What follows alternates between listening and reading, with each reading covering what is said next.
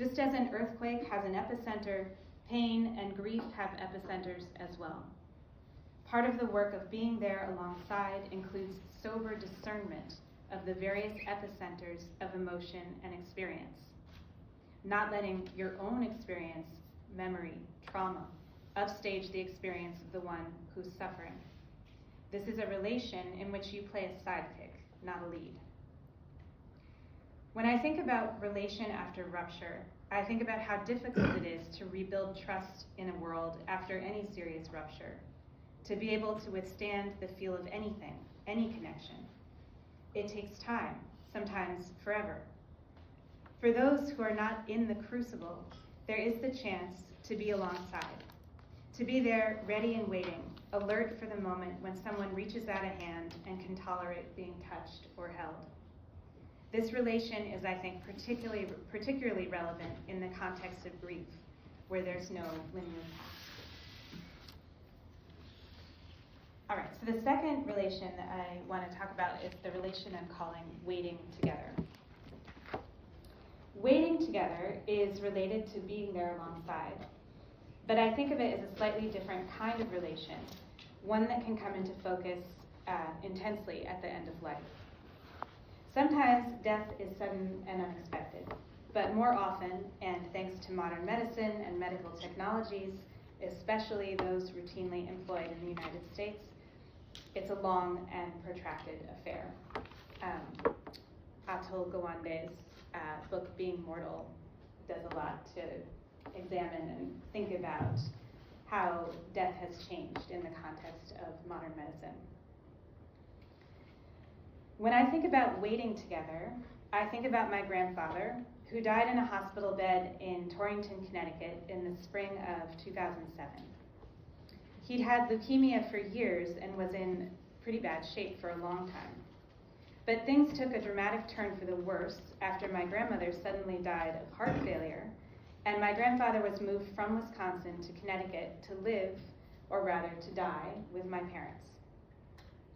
On the day that he died, my mother and I sat on either side of him in his hospital room, where nurses darted in and out, increasing his morphine and checking his pulse. There were several hours where he seemed to occupy that space known in the movie The Princess Bride as mostly dead. He was not responsive. He was being kept alive by machines, but he wasn't dead yet. In that time, my mom started to call funeral homes.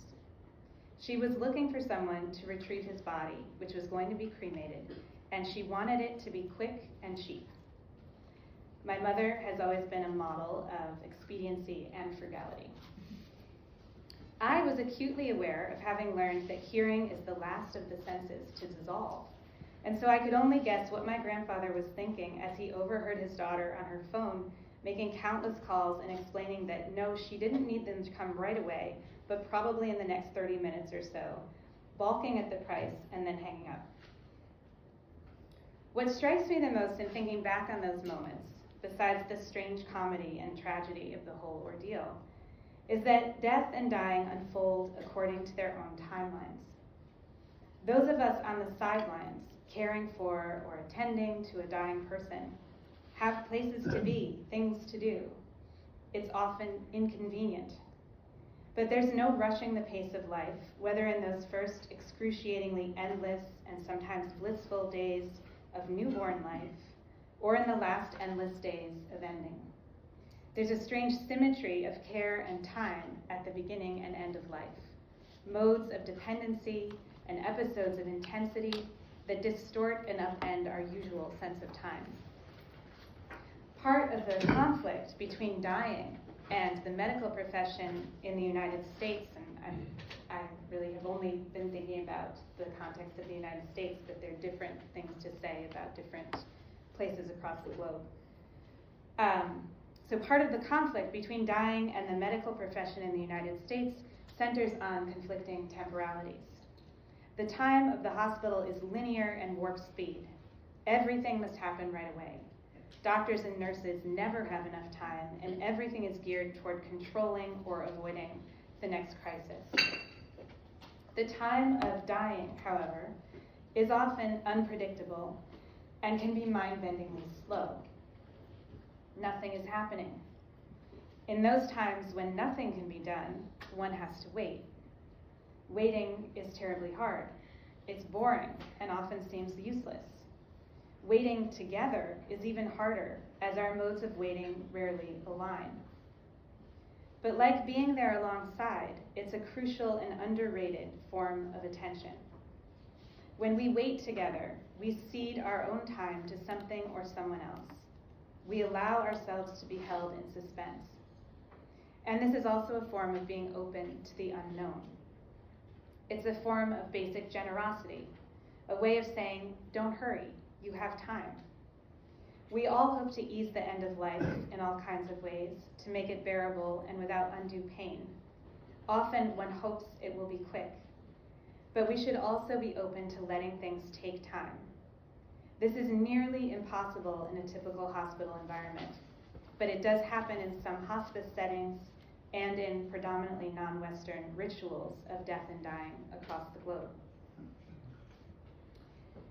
I follow Henri Bergson, one of the most famous and influential philosophers of the late 19th and early 20th century, in the belief that waiting signifies something developmentally special. In creative evolution, Bergson uses the term hesitation to express the gap between stimulus and response afforded to creatures with an elaborated central nervous system. Consciousness, he writes, signifies hesitation or choice. In Bergson's account, biological complexity yields the space of delay, a difference of degree rather than of kind between consciousness and lack thereof, or between what he calls intelligence and instinct.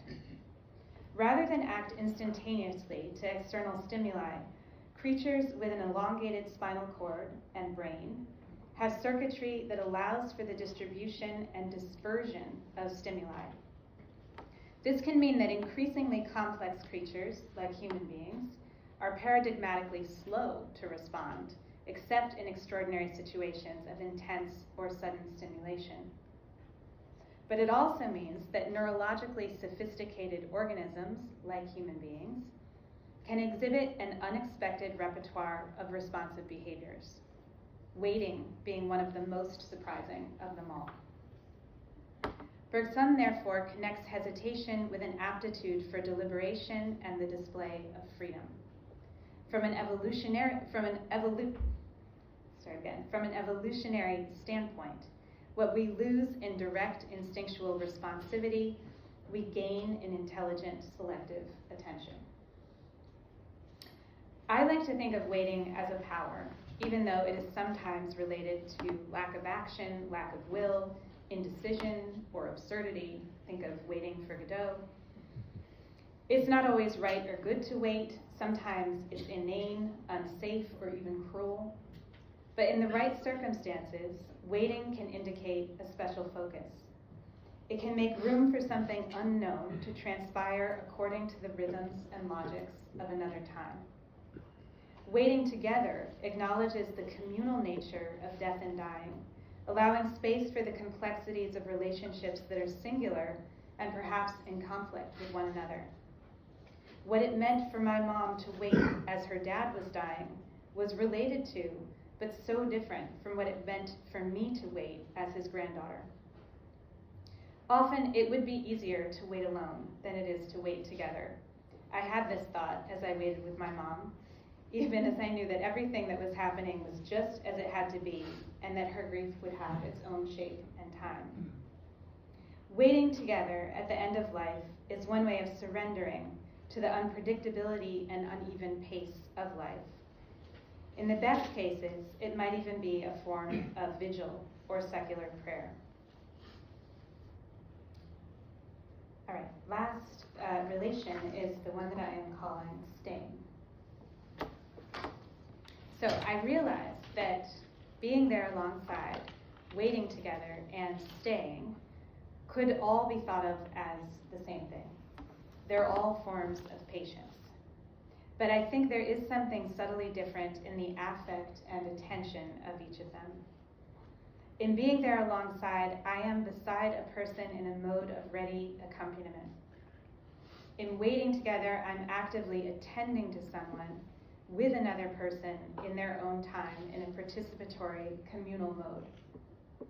In staying, I am waiting and additionally asserting the open-endedness of commitment for a future. Staying involves the expression of a form of confidence, not bravado, but an added layer of assurance that no matter what else happens, I'm here.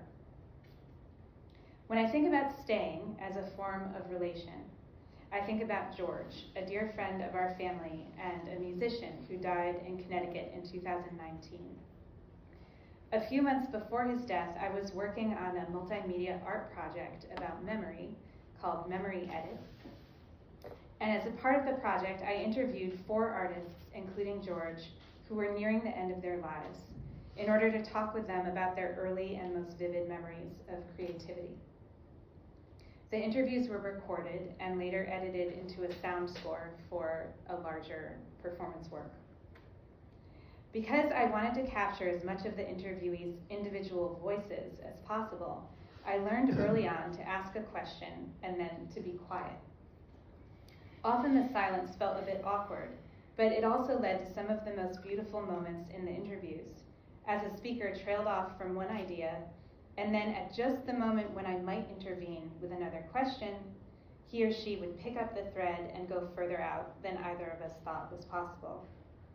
I learned quickly to let the silence build. George had lost a leg to polio as a child, but what he wanted to talk about was the first time he played the guitar and how he learned to read. He was so good at both things, he told me, that he could do them backwards and forwards, confounding teachers and peers with his precocious skill. He grew up poor in Alabama and went on to play guitar with Marvin Gaye. A few days after I interviewed George, he stopped by my studio to show me some photographs of his mother when he was a child and others of him playing at the Apollo Theater in New York. He had cancer, and he knew that things were rapidly deteriorating. As we sat and held the pictures together, he cried.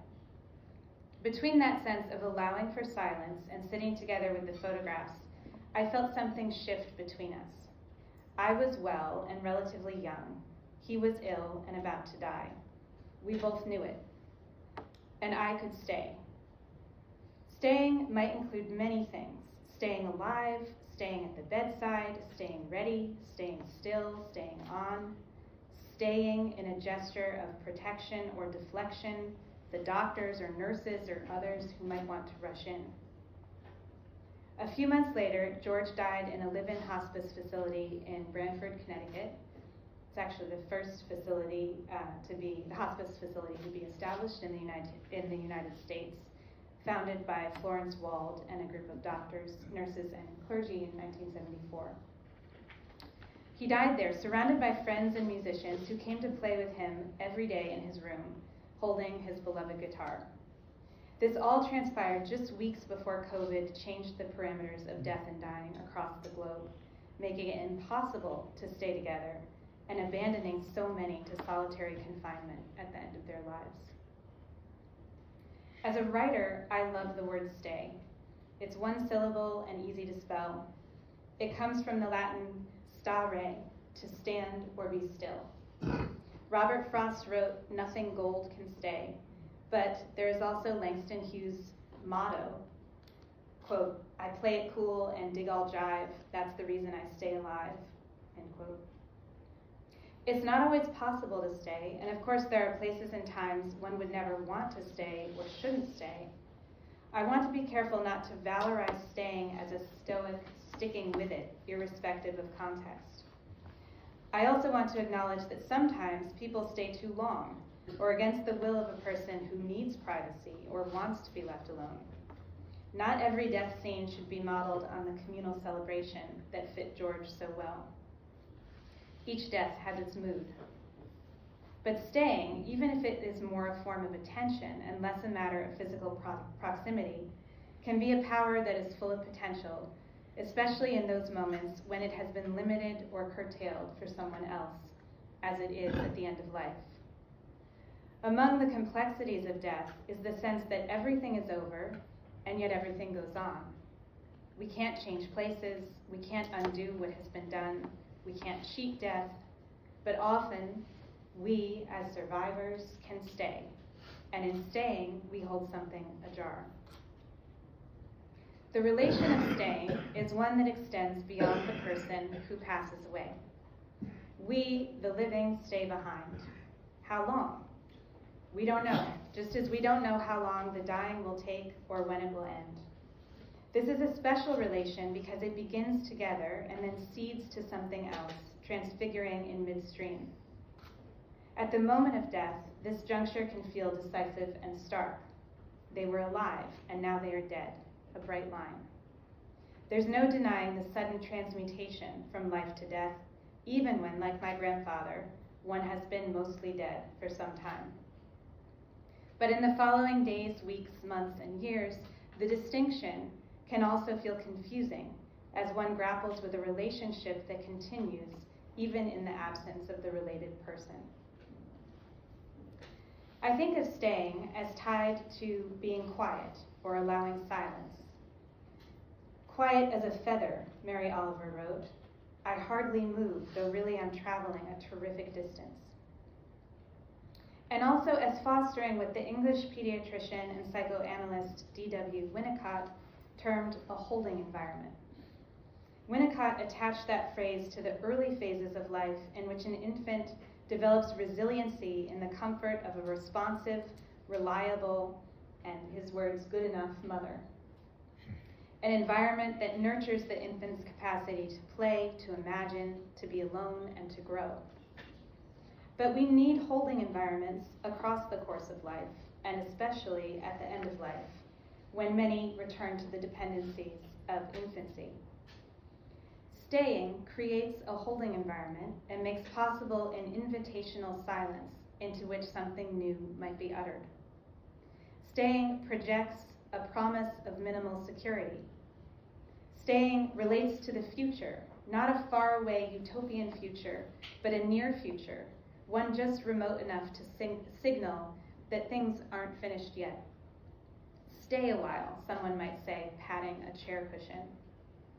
It's the survivor's privilege to stay, and the staying often requires focus, commitment, and powers of imagination. George was lucky to have such a rich holding environment at the end of his life. In other work, I've written about the ways that hospice centers can help facilitate many of the relations I've described, being there alongside, waiting together, and staying. Hospice, when it works well, and it does not always work well, and a lot of that can depend on geography, and in our own family, we experienced a really radical difference between hospice in an urban setting versus hospice in a very remote rural setting. Anyway, hospice, when it works well, can create space for friends, families, and caregivers to come together at the end of life at their own pace and in their own styles. In her 2016 memoir, The Iceberg, Marianne Coutts details the death of her husband from a brain tumor and her own seismic fatigue in caring for him and their infant son. Near the end of the book, she recalls walking into the hospice in London where her husband would eventually die, and feeling that everything was so different from the pace and urgencies of the hospital that at first she didn't know how to react or how to let her guard down. It was a relief, but also difficult, to transition from the emergency mentality of modern medicine and acclimate to a setting of holistic care. Quote, here I don't need strategy. Tactics are over, power is level. I don't need to make allegiances to get what I want. What I want is visible, it is given to us. I can see it. Suddenly, overnight, we are home, end quote. Quick last part. After any rupture, one hopes to find new ways of going on. This will have to include forming new relations with oneself and with others. Most ruptures are not singular events, but more like a cascade or an unraveling. it can be hard to tell when rupture begins or ends. At the end of life, this confusion about when things begin and end can be acute, and the rupture we call death often entails a series of other ruptures in relation and ruptures in relationships that reverberate across many lives, sometimes for generations.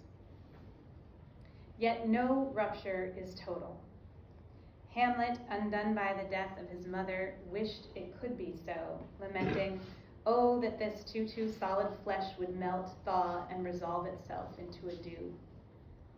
But even the most terrible losses thrust us into new relations, whether we want them or not. Part of my work on palliative care has been centered on the communal nature of death and dying, and trying to augment the Heideggerian Western fixation on death as singular and individualizing. Even though the dying person remains at the center of the story, death affects multiple people in countless ways. Sometimes those affected are family and friends. Other times they are care workers, doctors, clergy, emergency technicians, strangers. Most of the time they are all of these at once, and the event of dying inaugurates its own new community of survivors. The 2019 coronavirus pandemic interrupted my research on palliative care as facilities closed to visitors and questions about end of life transfigured under the pressure of a global health crisis. Though that pandemic is mostly behind us now, more so for some and less so for others, the crisis and problems persist. They multiply. COVID foregrounded the tragedy of dying alone as people were locked down and cut off from their loved ones precisely when they needed them the most, in the time of their greatest vulnerability. Strangely, perhaps, the stories of isolation underscored the degree to which we are collectively impacted by suffering, not only by the deaths of friends and family members, but by the tremors across relations that reverberate in our communities and around our globe. We're all touched by death, and we need ways of being together in and beyond dying. More stories, more shared experiences, more patterns, more training on how to be with one another in supporting roles, more aptitude for ambiguity, more openness to nonlinear time. Being there alongside, waiting together, and staying seem to me fundamental to the other ways in which we go on relating to one another after the end of life. That is to say, these relations seem fundamental to survival in all of its astonishing forms. As a postscript, let me just add that it may seem obvious that the relations I have described need practices, vocabularies, and infrastructure to support them. They require time and space, time to evolve, and space to hold them. The best spaces will have comfortable seating and windows to look out of, preferably onto surroundings that help lift the spirit, or at least towards some patch of lawn or sky. The room where my grandfather died had one large window facing a parking lot, but beyond that, a stand of gaunt trees bore witness to us as we bore witness to my grandfather, and I will forever remember their slim gray limbs reaching out of the frame. Transitioning out of the emergency hospital mentality of life at all costs into a more ambiguous relation with death and dying requires that we make space for dying in various forms to take place. Places for the dying to live while dying, and for their families, friends, and caregivers to live, visit, and feel supported in their care work and in their grief, rather than cordoned off from the world or relegated to a purgatory where no one is meant to dwell. This is especially the case for deaths that transpire over longer periods, but it's equally important to cultivate holding environments for those left in the wake of a sudden, unexpected death. Holding environments are not abstract ideas, even though the phrase remains open to multiple interpretations. Some environments have more creature comforts than others, but because of the atmosphere, too cold maybe, the people, too absent, or something else, they will not be able to hold a person as well as an environment where there appears to be less. Changing the relation to death and dying is therefore partly a practical economic matter, of redistributing resources and reimagining physical space, and partly a political, ethical matter of creating conditions in which people have time and space to care for one another, as well as access to care in the first place. We arrive too late when we attend to a person in their dying without having attended to them in their living. Thank you.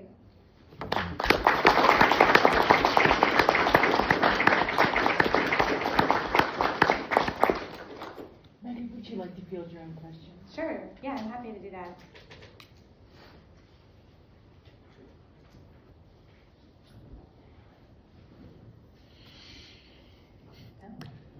Can you say more about the lonely Western style of facing one's own mortality, and whether it's not possible that being alongside, waiting and staying is preparatory to that in some ways? Maybe it's not a dualism or a dichotomy. It's just,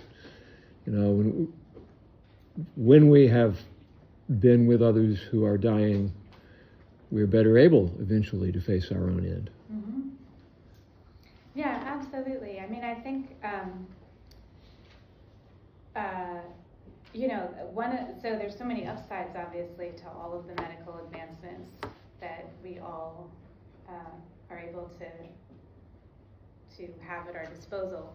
But one of the complicated effects of that is that as death has become more medically managed, and there are more and more kind of opportunities for prolonging life under all different kinds of circumstances, people in general have less opportunity to be with those who are dying. And I think over long periods of time, you've sort of developed like a cultural amnesia and a kind of widespread insulation from that, which then, if you happen to be in a situation where you are with someone who's dying, can feel incredibly fraught and also like, terribly out of the ordinary, and like you don't feel like there's a lot of widespread discussion or support or just shared experience around that. And that's really different, in our modern age. And it's especially acute, I think, in the United States. So that, coupled with a kind of, there's a sort of like popular media infatuation with death in the United States also, as, what we kind of experience through movies and pop culture as being like either like super exciting and heroic, or as these really kind of intense, like emergency room shows. And I think that also lends to a sort of mythologizing of something that is not particularly helpful in our real lives. So yeah, I do think that these relations could be very helpful in the preparatory work of knowing that this will be me also someday.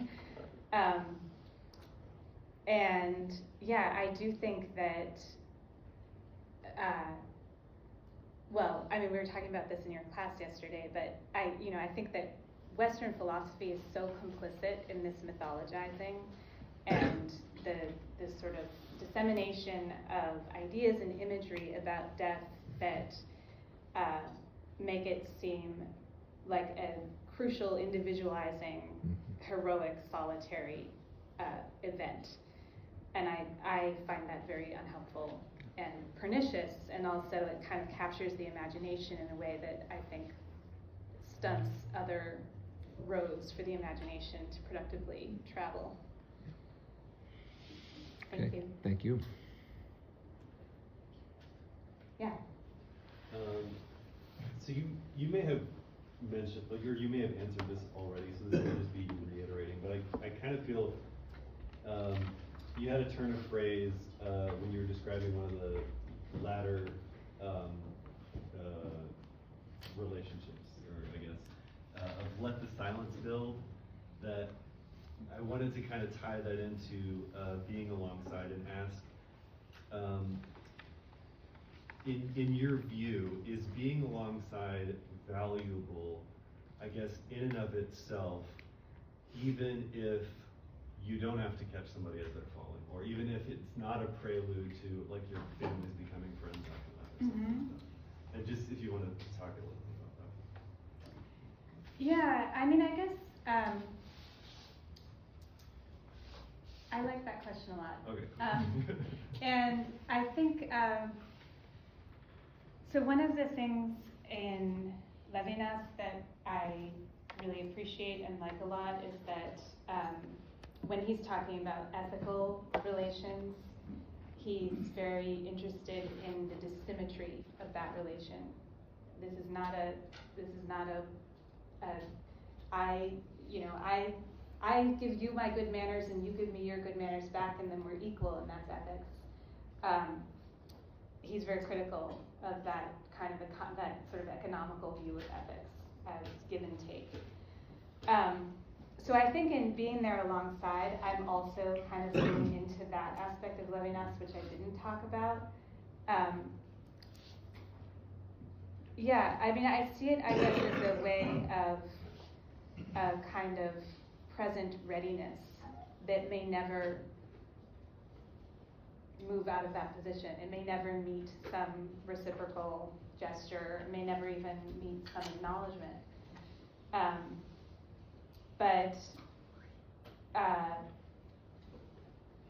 Yeah, I think that kind of present readiness is so important, especially in the context of grief, because it's so unknown when a person will feel ready or,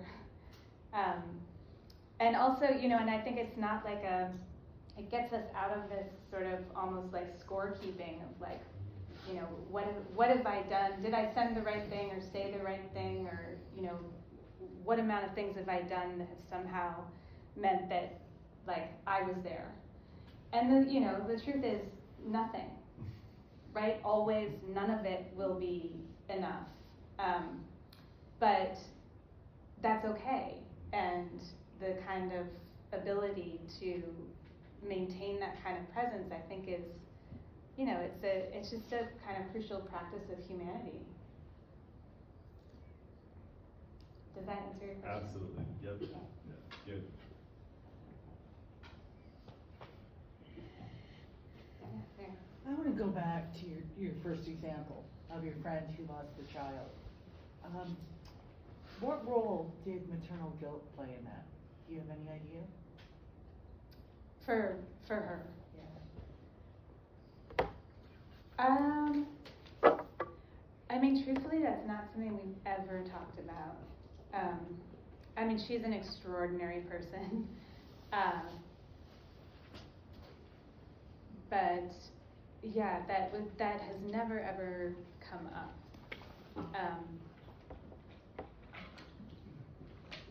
So I wouldn't say none because I don't. The way I would say is I don't know. Yeah.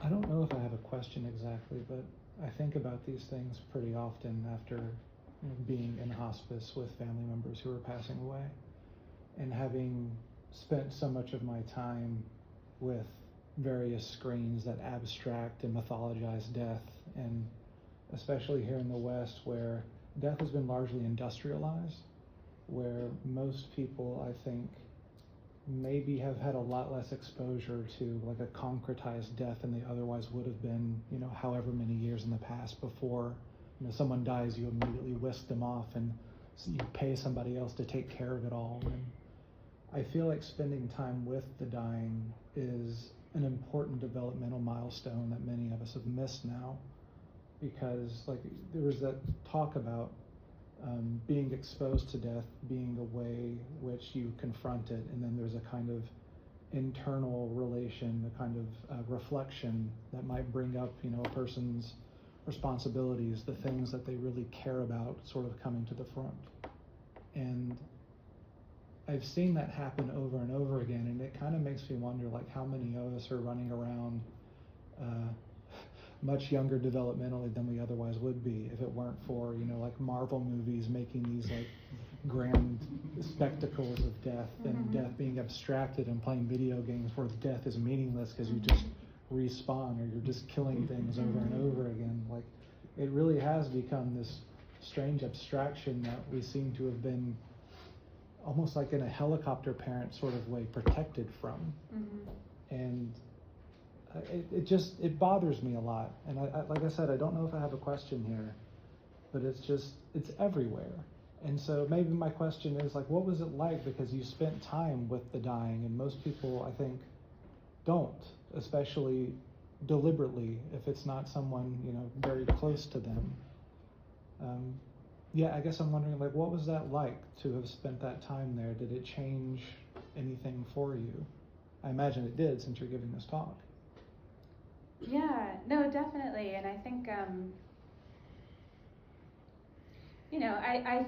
I guess I think a lot about birth and death, and the medical industrialized ways that we in the United States treat both of these things. And, there was a kind of significant movement, at least in relation to birth, around midwife practices and birth stories and the sharing of birth stories. There really hasn't been like a coincident sort of death stories movement. And of course, it's really very different because many people are able to tell their birth story with a happy ending, and it's just a whole different thing. But I think from my own experiences, sort of the main takeaway I think that I've had is that there's just so much to learn, and there's not one paradigm, there's not one way things transpire. Like with birth, you can read all the accounts of everybody's birth story and all the books and everything, and then you give birth and you're like, wow, that was not what I expected. I think, having that kind of plurality of experience, but then a sort of through line in that, at least in the hospice work that I've done, has been this sort of beautiful dimension of community. And it's not always like immediate family or, close friends or whatever, but like the development of community that arises around people at this stage, and and all the things that brings with it, like all kinds of relations and feelings, and there's struggle, and there's it's incredibly full, and that to me seems like an incredibly positive part of what I've witnessed anyway. That was an interesting experience for me. Like, I had that same feeling of like being in that room, and like someone is literally gravely ill, and it's a sorrowful situation, and at the same time a sense that nothing is wrong. And it was odd, and yet it was like tenderizing and beautiful, and like it's not just a developmental milestone, it's like we say, like it brings people together. Even that's too abstract, but it's like it's a really powerful experience that I feel like it's important. Like, there was a time when it would not be unusual for a teenager to have seen someone die, or to have like cleaned up a bed after somebody died, and now it's kind of evaporated from the culture, and the way that it is there is largely, I think, unhealthy. Thanks. Thank you. In your talk, you say we arrived too late to attend to someone in their dying when we failed to attend to them in their living, which is a really deep thought. And I wondered if you'd feel comfortable sharing more about what you're thinking with that. I guess, this gets into like healthcare, but it gets into care work more generally, and the way often that is work that is not valued, it's not, there's usually little or no pay for it, all of those issues, which are socioeconomic and political issues, but ethical issues also. So I think I wanted to end there in order to stress that, I really think that the kind of opening up discussions about death and dying and trying to move us out of this very kind of Western medicalized heroic individuating framework, I think it's also a way of orienting us towards life and including dying in the discussion about life and what it is to live. And so, practically speaking, it doesn't make any sense to be throwing like tons of resources toward, just like end of life stuff and palliative care and hospice and all these other things, at the same time that we're not supporting, childcare and, health benefits and things that people need to be living well. And so you can't uncouple these things. And I think I just wanted to kind of make that more practical point because I really do think that, we should have far more robust access to hospice for those who want it, and all of these things are capped in such specific ways. So much depends on your financial resources. What kind of death you can have is so tied up in that. But so is like the whole of our lives, and we're in a place where it's incredibly uneven, and healthcare has to be thought holistically. I think birth through death healthcare should just be, that's kind of a no-brainer. I think when you're just thinking about what health means, you have to be thinking in that scope. Does that help? It does. Okay, thank you. You were talking about with James that web of relatedness, and a lot of the differences between staying alongside, being with palliative care, they have to do with the relation of the caregivers and the people around those who are dying. But I wonder if you might say something about, in that web, we who are dying have concerns that are often expressed in, when I'm gone and I have to leave my little node in the web, I would like to be able to go with a happy sense of leaving things behind in a manner that those who love me can deal with that. Mm-hmm. And there didn't seem to be too much in each of those three kinds of relation for the perspective of we who are dying and our concerns, as though we kind of know what they are. Well, you're dying, you need palliative care, we certainly don't want you to be suffering, make sure your morphine is in good shape. But we who are dying may be far more concerned about, will my children have something to eat? Will my family have enough to pay the rent? And I wonder how that fits into the question of the different kinds of relation that are invoked in the web metaphor.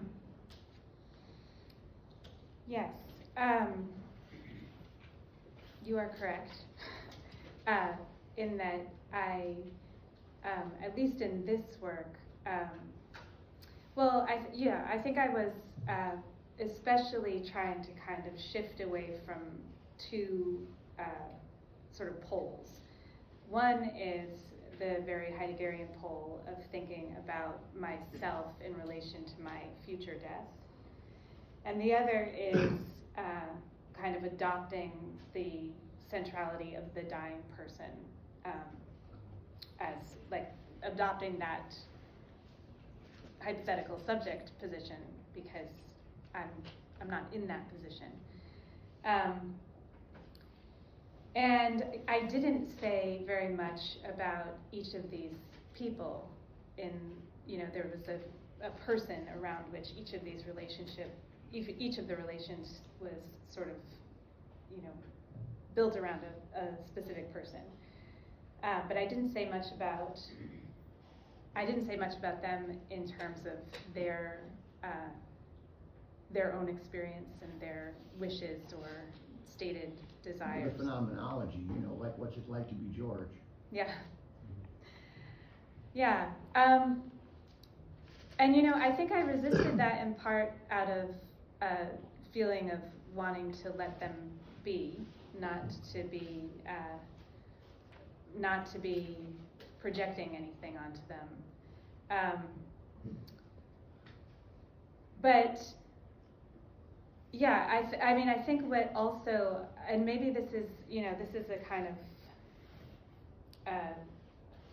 a piece of things that I kind of maybe don't really know what to do with, but I have really wanted to think about the way that in the situation of dying, we are forced into these complex set of relations in which it might seem at some level really clear that like this is about this person at the center of the story, but in a lot of ways it's very confusing. And the whole question of identity and like who is that and who am I and where do we begin and end and who is that in relation to this other person and how is that creating yet this other level.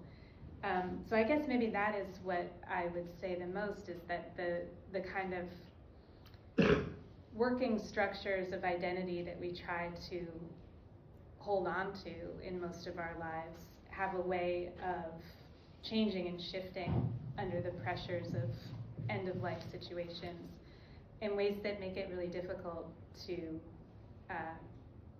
decidedly kind of locate, to kind of locate anything really, but especially things like agency and identity. I'm not sure if that helps. Well, it's another perspective. Yeah. I was actually just thinking that in those situations, it's like the structure of the relational connective tissues between these people becomes malleable because of that dying person. Like that's a role that's being emptied for a lot of people, and it's a different role in different ways for all those different people. Mm-hmm. So it's like it has to restructure itself in a way. Mm-hmm. Yeah.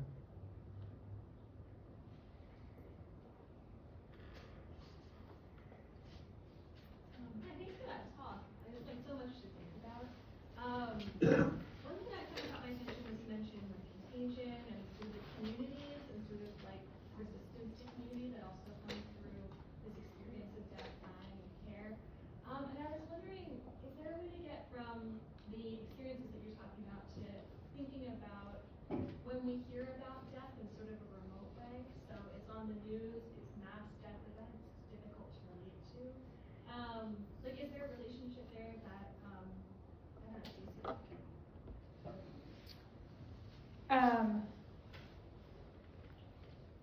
Sorry, can you say the second part of that again? Just repeat what you just said, the second part. Yeah, so I guess I'm thinking about events like when you hear about a mass death event on the news, and how do we kind of relate to that, grieve with that, especially since you mentioned sort of how hospices, for example, form communities, how in COVID, for example, we're seeing sort of a difficulty of creating community, but now the different temporality of thinking through that sort of death event. Is there a way, I guess, to kind of get through from what you were talking about with sort of waiting together, staying, and also sort of being alongside others, to helping us think through those sort of more distant experiences of death? Mm-hmm. Yeah. I think there's something kind of interesting about the way that we're in this sort of historical moment where most of us are more insulated from death than human beings have been historically. But at the same time, we're in a historical moment where we are subject to this instantaneous you know, constant news of mass catastrophe and death and dying everywhere all at once all the time. Those two things coming together seem really problematic to me, in part because there is, I think, a sort of numbing effect in the oversaturation of news feeds that probably everybody is experiencing. But there's also a way that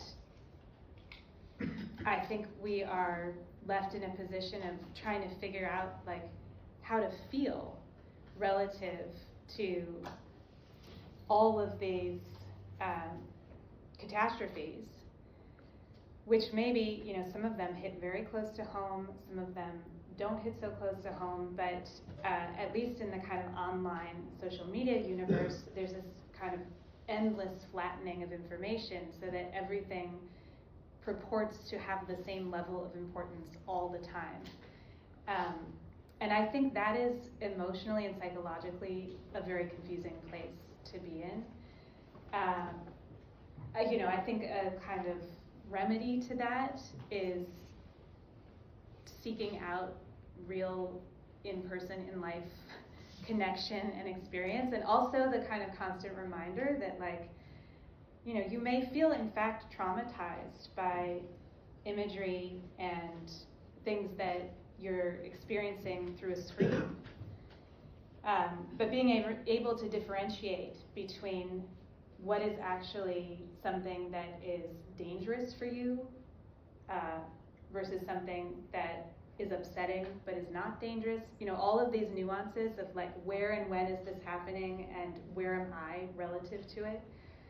And that's getting very blurry, I think, in our present situation. And so I think that is, that's really complicated and problematic. And I worry, you know, I worry about that it's also creating an atmosphere where human beings in general are kind of at a loss for how to react.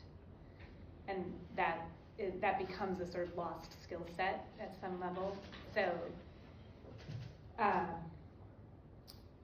yeah, and I mean, the kind of anxiety and even panic around contagion that gets fueled so much through these channels of especially social media, where, you know, something you didn't think like you needed to be concerned about or that you've never before had any kind of worry about is suddenly kind of consuming you as a problem that you feel hopeless about because you can't fix, but it's like that feeling of like contagion. So yeah, I think that's very troubling. I was trying to end on a more positive note than that. I'm sorry. We have time for one more question, y'all. Well, there's a positive note. Bunch of positive notes.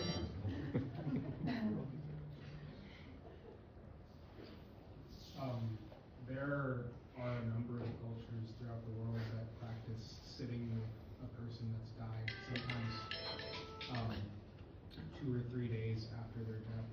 Did you come across many examples of that in your research, and how do you think that plays a role in reducing the linear nature of death and helping the living and the dying cope with that? Yeah, I'm just going to take a look at my, I'm forgetting the title of this book, but I want to tell you what it is.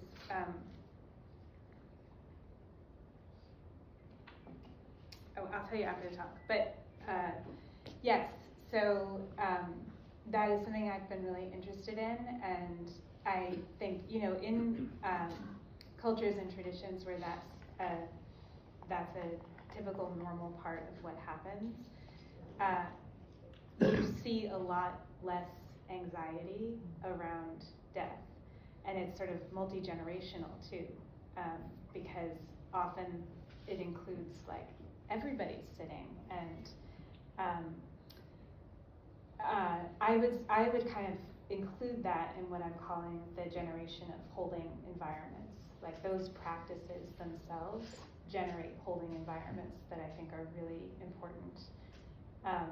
And that's one thing also that I think is so difficult about hospital death in the United States.